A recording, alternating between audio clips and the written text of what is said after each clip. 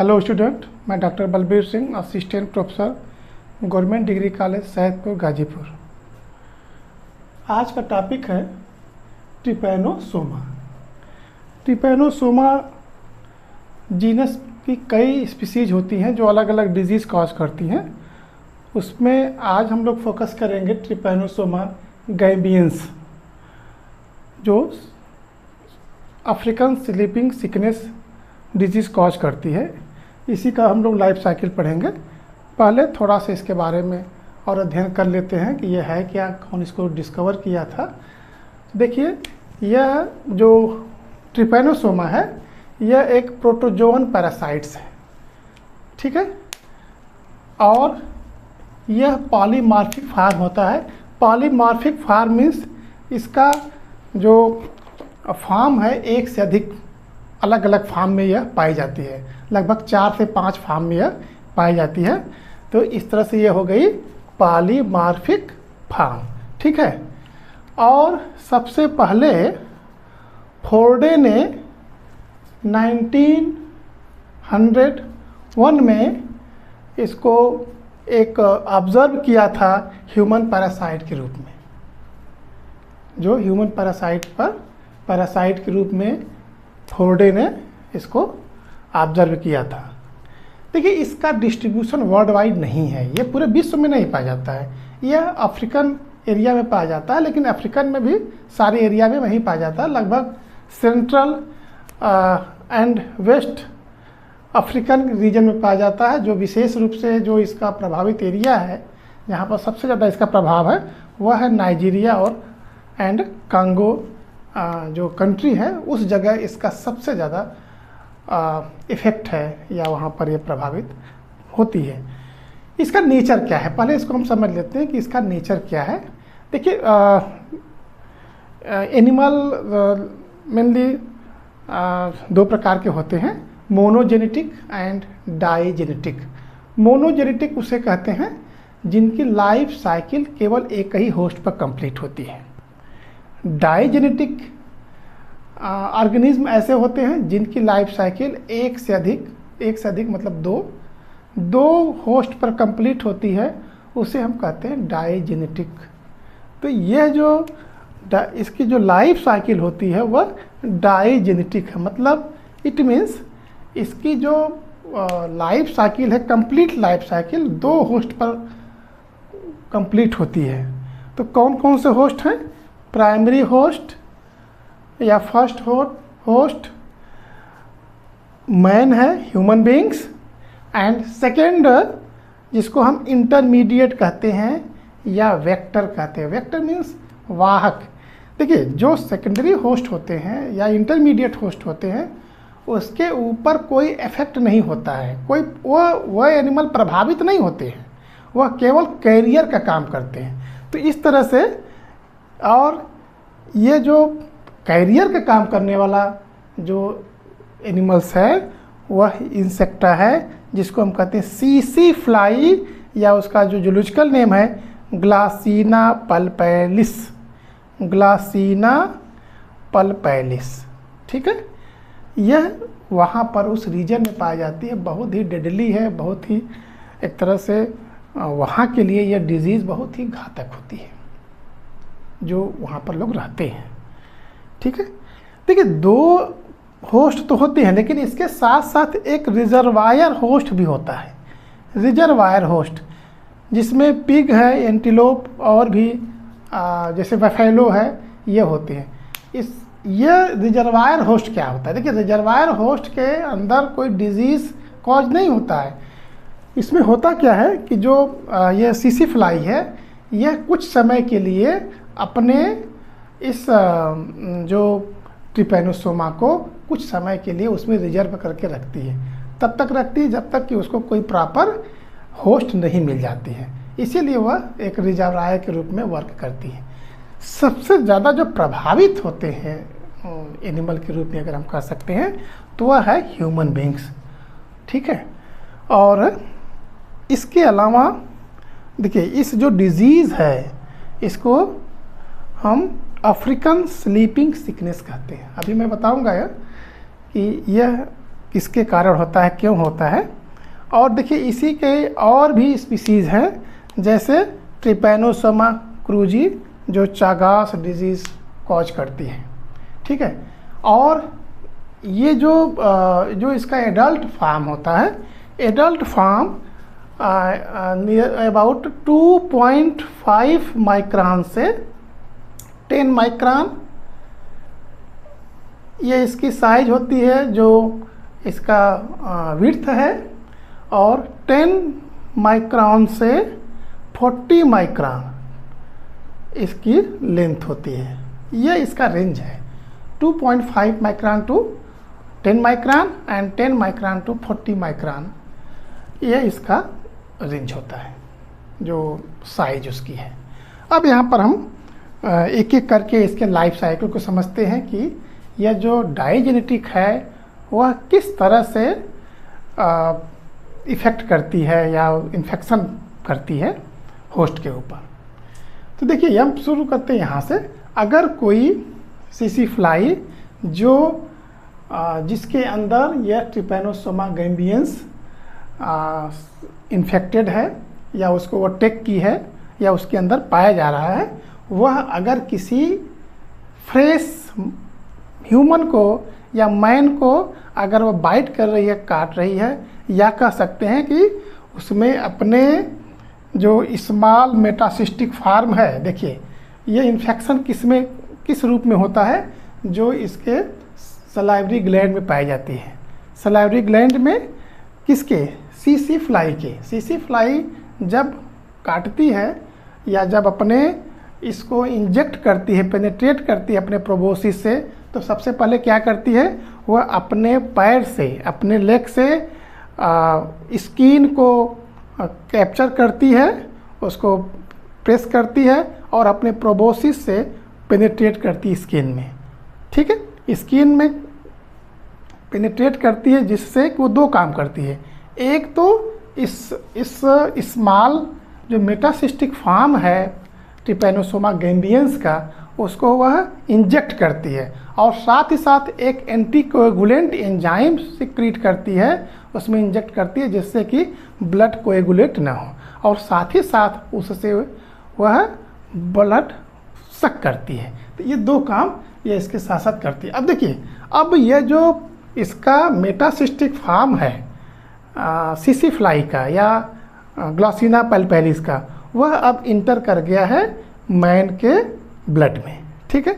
Blood में वह अभी ब्लड सेल में इंटर नहीं करती है, उसके प्लाज्मा में पहुंचती है, ठीक है।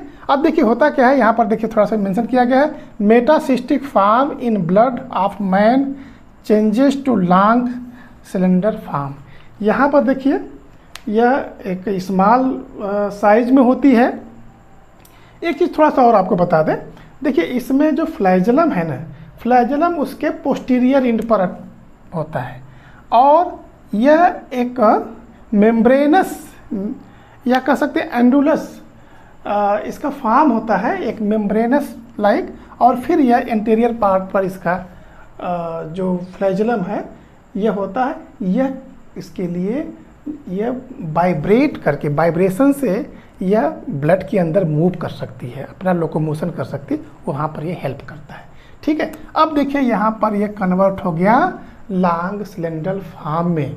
तो लॉन्ग सिलेंडर फार्म में कब हो रहा है, जब यह ह्यूमन के या मैन के ब्लड में इंटर कर गया, और वहाँ पर कहाँ से, उसके प्लाज्मा में, ठीक है, उसके प्लाज्मा में इंटर करने के बाद। अब देखिए यहाँ पर क्या हो रहा है, यहाँ पर दो चीज़ें होती हैं। एक तो इसकी साइज बढ़ती है, इंक्रीज करती है लॉन्ग फार्म में, और साथ ही साथ ये मल्टीप्लाई करने लगती है, फास्टली मल्टीप्लाई करती है। मल्टीप्लिकेशन करने के बाद ये अपने नंबर को बढ़ाती है। अब देखिए यहाँ पर दिखाया गया है डिवाइडिंग सिलेंडर फार्म, यह दो पार्ट में, या कह सकते हैं एक बाइनरी फिजन से डिवाइड होती है, कंटिन्यूस डिवीजन होता है। और इसके बाद क्या होता है, इसके बाद यह कन्वर्ट होती है शॉर्ट स्टम्पी फार्म में। कब होती है, देखिए होता क्या है कि जब यह इंटर करता है तो उसके अगेंस्ट एंटीबॉडी फार्म होती है, ठीक है। एंटीबॉडी फार्म होती है तो उस समय क्या होता है कि कि इसमें इसके द्वारा जो ग्लूकोज है, ग्लूकोज का एब्जॉर्प्शन धीरे धीरे कम हो जाता है। तो उससे क्या होगा कि ग्लाइकोलिसिस की प्रोसेस धीरे धीरे स्लो हो जाती है।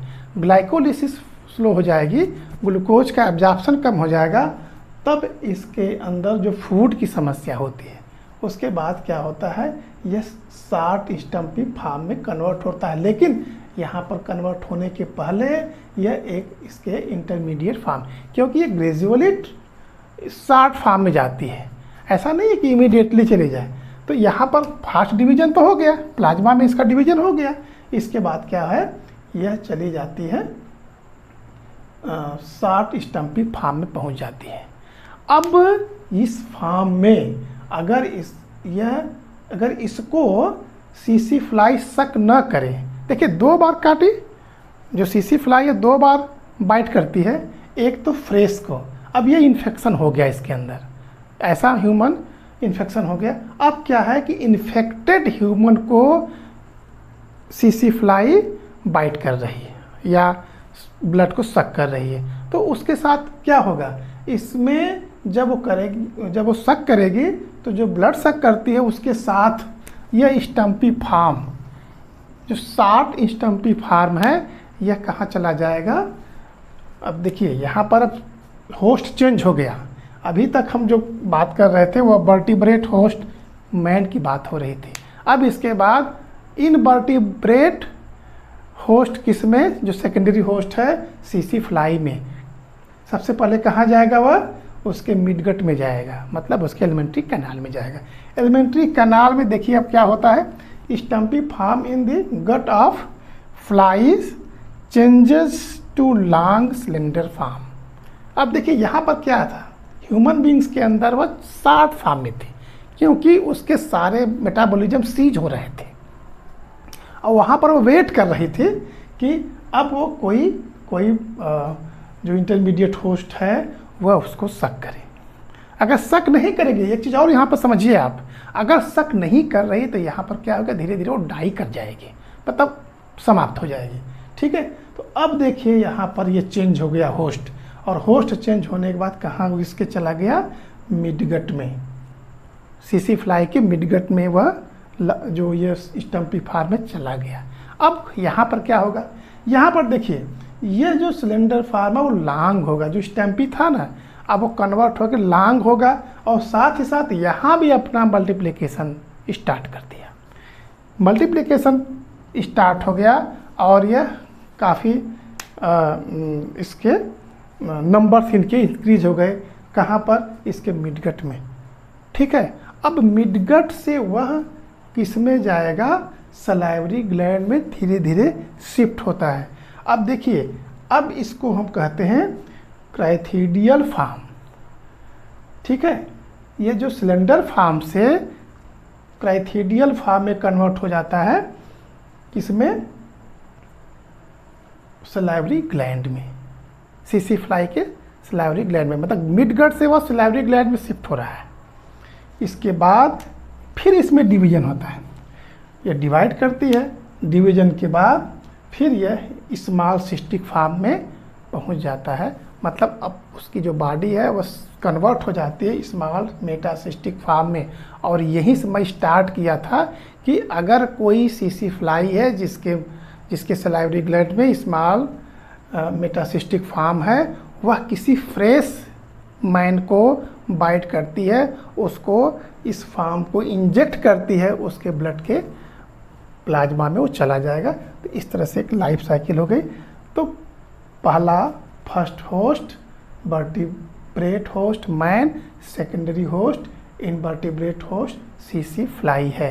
ठीक है, अब देखिए यहाँ पर सीसी फ्लाई के ऊपर कोई प्रभाव नहीं है, ना तो उसको स्लीपिंग सिकनेस हो रहा है, ना कोई इफेक्ट हो रहा है।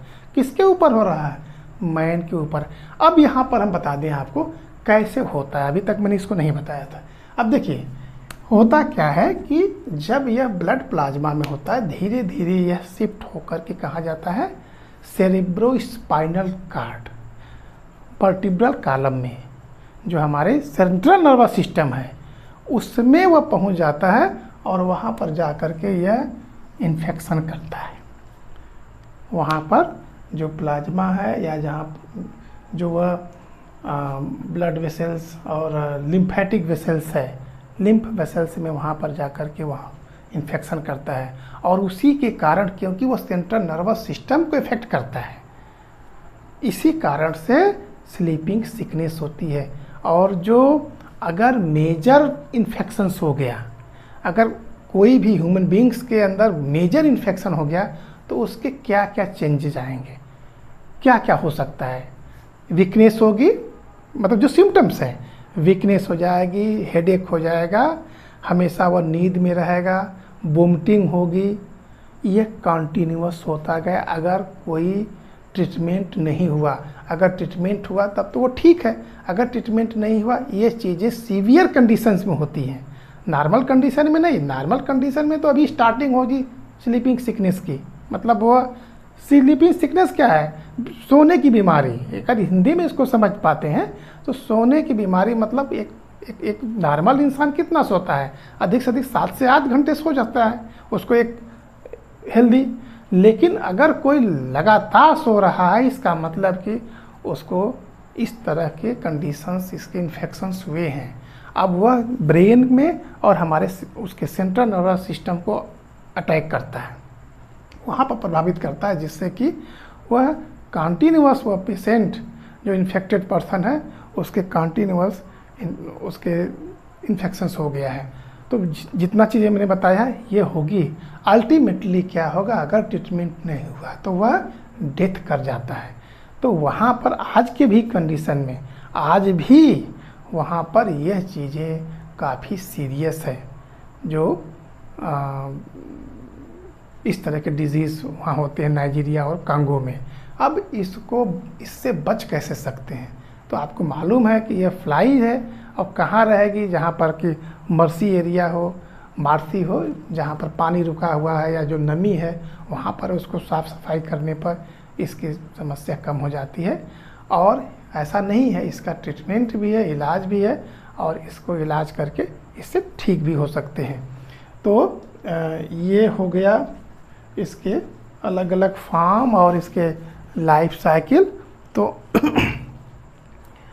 और इसको हम एक बार और शार्ट फास्ट मतलब समराइज कर देते हैं। देखिए, अगर कोई सीसी फ्लाई है जिसके सलाइवा रेगुलेट में मेटासिस्टिक फॉर्म है, तो यह अगर किसी फ्रेश ह्यूमन को बाइट करती है तो क्या करेगा, यह अपने जो मेटासिस्टिक फॉर्म है उसके ब्लड में इंजेक्ट करेगा, ब्लड में उसके प्लाज्मा में इंजेक्ट होगा, डिवाइड होगा, डिवीजन शुरू हो जाता है। डिवीजन शुरू होने के बाद फिर अगर इसमें ग्लूकोज की एब्जॉर्प्शन कम हो जाता है तो ग्लाइकोलिसिस की प्रोसेस सीज कर जाती है और इससे वह स्टम्पी फॉर्म में कन्वर्ट हो जाएगा, शार्ट फॉर्म में। और यहाँ पर फिर कोई जो सीसी फ्लाई है उसको वह बाइट करेगी, अपने में अंदर उसको सक करेगी, सक करने के बाद उसके अंदर मिडगट में जाएगा, मिडगट में मतलब उसके डाइजेस्टिव सिस्टम में, और फिर वहाँ पर इसकी जो शार्ट फॉर्म है वो लॉन्ग फॉर्म हो जाएगा, फिर डिवाइड करेगी।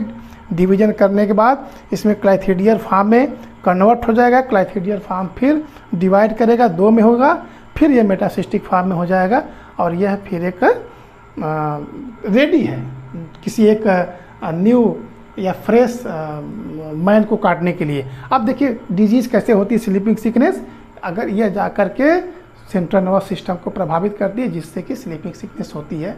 और इस तरह से अगर ये सीवियर कंडीशन हो गई तो डेथ भी हो सकती है। ये इसका ये है। तो आप स्क्रीनशॉट ले लीजिए, फिर इसके बाद जो है आप इस वीडियो को पूरा देखिए, समझिए, और फिर इसको सब्सक्राइब भी करिए, लाइक करिए, और फिर इसी तरह से अब वीडियो आती रहेगी। तब तक ठीक, धन्यवाद।